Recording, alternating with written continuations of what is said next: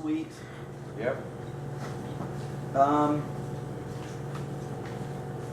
gonna do 2 more. You gotta do a love poem at some point, right? Oh yeah. Okay, yeah.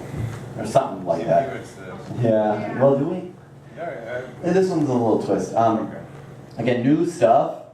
New stuff. All right. Good job. And like I said, well, Dwayne said, I do have CDs. They're only $5. Come talk to me. Even if you can't get a CD, come talk to me. Come hug me. Let's just meet. Like, I'll shake your hand, and that'd be cool. I'd rather hug you if you don't have a bubble thing.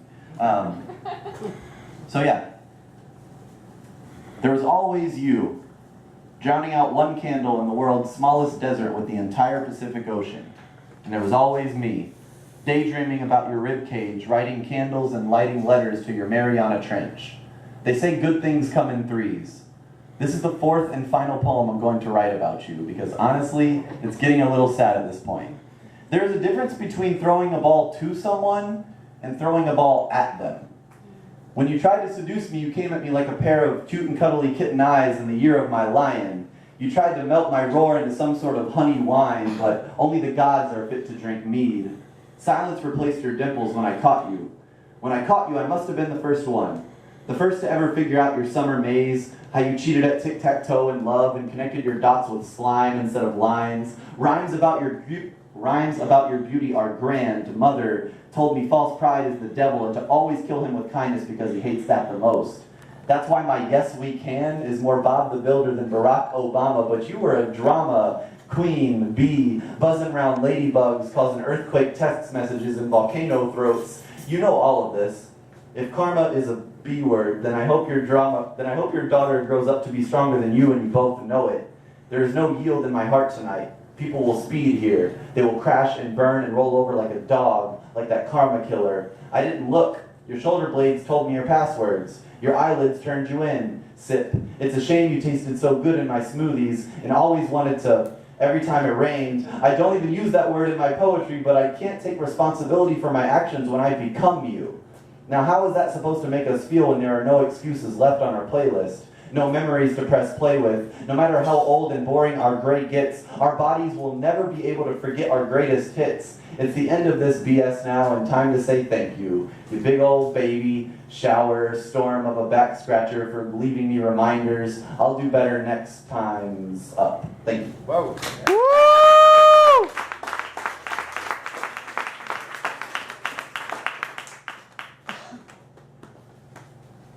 We'll do the other one, but I'm going to do this one. It's for my little sister. Her name's Rebecca. Yeah. I wonder how many of you know that for thousands of years across the globe, epilepsy has been considered a holy person's disease. Even to this day, hundreds of cultures choose epileptics to become their shamans and family healers because it is believed that during a seizure, the spirit catches you and you fall down. But when you wake up, you have the ability to sense things others can't sense and to develop a certain connection and empathy with your patients that most doctors these days never even come close to.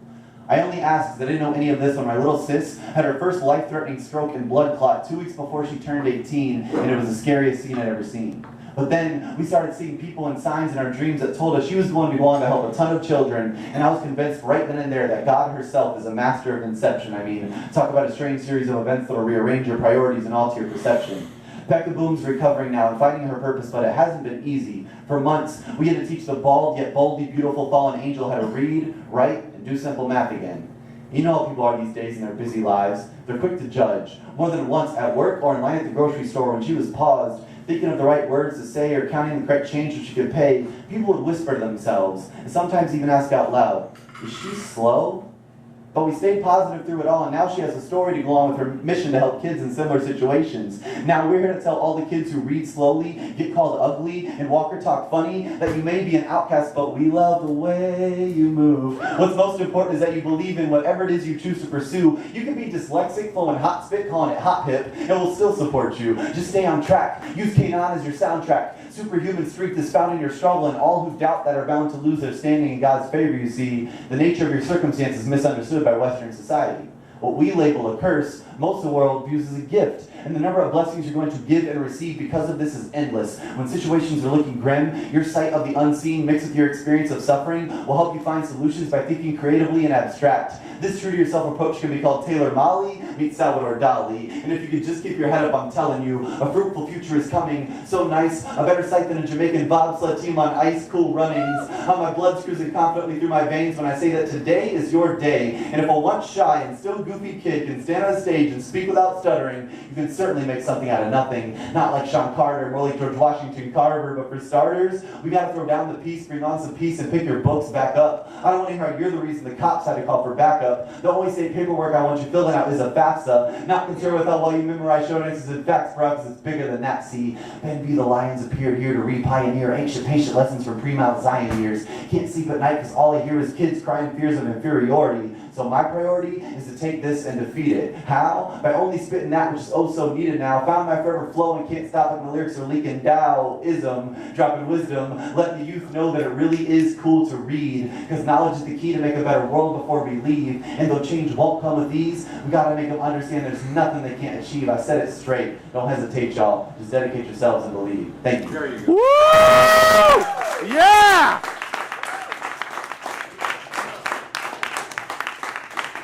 Thank you, the truth. Live. I'm gonna do one more. Okay. Because I want to share this with you guys. New stuff. Good stuff. And you can't possibly be happy all the time, right? Absolutely you can. Okay, well, yeah, you can. Okay. Well, I mean, I try. Yeah, who knows? What's your name, bro? Noah. Noah. That's a good name. I like that name. Oh, my middle name's Ari. Ari. It means lion. Okay. In Hebrew. That's cool, though. I wrote no one gets it right. Okay. So if you guys ever meet an Ari, that means lion, and the girl named Ariel means lion of God. Okay. Because El is God in Hebrew, so like Elohim, El Shaddai. Okay. Anyways, random stuff. Random knowledge. Yeah. People ask me how I'm always so happiness. Like my faith has never experienced a winter buried under the frozen tundra. And it has. I live in South Dakota. It's -40 there, like all the time. It's ridiculous. Like I've never performed for the other side of my bed, empty, worried my loneliness would give me anything less than a 10 when I woke up. Whisper, whisper. Ben, nobody is perfect. I see. Old ladies smile and pleasantly say hi. Police officers tip their hats and wave as I ride by. I never see the media tell me that my friends and I most likely won't graduate. The beginning of this poem is about white privilege. Like when I was the only white kid on my slam poetry team and they voted me the designated driver to our regional competitions because, dude, if you drive, we won't get pulled over. I used to think they were just being funny. Now I wish they were. Ben, why do you let white guilt be the driving force behind your decisions? Whisper. Why do you chase struggle? When you say you in your poems, who are you referring to? Are you hoping that the Peace Corps is going to cure you of this poem? I swear, my heroes have always killed cowboys, and I don't fear the sky, but we don't sleep on a stage. We don't tuck our children into bed on a stage. We don't get pulled over on a stage. We don't find our best friends hanging from a belt noose in their bathroom on a stage. I've seen my kids dying to tell me they've been bullied, but instead swallow their pain and fear like an abused mutt, like I used to do. I've seen my doubt play Groundhog's Day tricks on my addictions, stand at the foot of my bed when I sleep, disappear when I build up the courage to peek, whisper, boy, don't front. You know I raised you like school. I've seen my insecurities write sad excuses on my face like Ben. You'll always be a better teacher than a slam poet. Your mother and aunt think you'd make a better preacher while you're at it. Well, you better practice. Pray. Practice how to prey upon your hypocrisies till you no longer see your body as an apology. Until you stop treating your poetry like pornography. Do not whisper. Do not close your bedroom door. Do not lower your gaze, delete your history, or turn down the speakers. If I was me, I would think I was talking to myself right now. Well, if the shoe fits, then you don't gotta wait for Q-tip to ask for permission. Boy, you better kick it. Whisper. And just because you always skip the first 3 words of the Pledge of Allegiance don't make you an activist. Are you really bout it? Or did you treat the Trayvon Martin case like the internet did the Harlem Shake? Don't complain now, just complain with it, because the truth will hit you hard like Mike Tyson's left hook just kind of stings a little bit.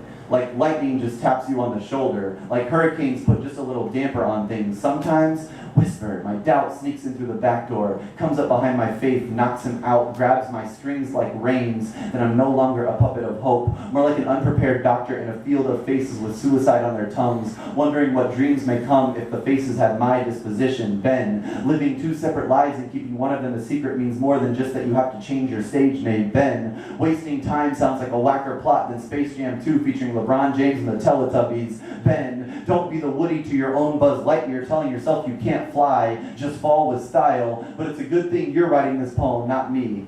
Ben, nobody is perfect. Ben, everybody is perfect. You just gotta know how to look. Like this suit is from space, it's a body. A galaxy of skin filled to the brim with beauty. If you think someone else is pretty, handsome, or cool, they're only a reflection of you, and vice versa. Like you're a stubborn hugger, you refuse to let go. Like when you were out in the field chopping wood next to the teepee and it was so cold you thought there was nothing to see, shivering. Speak slower, said the chief. Pull your tongue up from your gut and draw sustenance on the sheets. It's not the paper, it's not the mic, it's the blood that will save you. Whisper, well, what if Goliath had ducked? Well, then David would have been, but everything happens for a reason. My heart is not your Capri Sun. These poems ain't even a ghost. Your future is up to your heartbeat to host, and I chose to participate in evolving and building God. Ben, everybody is perfect. Ben, proof is that mothers you've never even met have come up to you and told you that know it or not, you are their kid's father figure, that their children wear you to school every day. You are there caught in their braces, easy to spot when they smile, and even easier when they stand up for what they believe in. No, I may not always seem happiness, but even through all this, I know that just how we can use metaphor and rhyme as tools for our poetry, I can turn my doubt and solitude into tools for accountability and honesty. And this is our great alchemy. Thank you guys.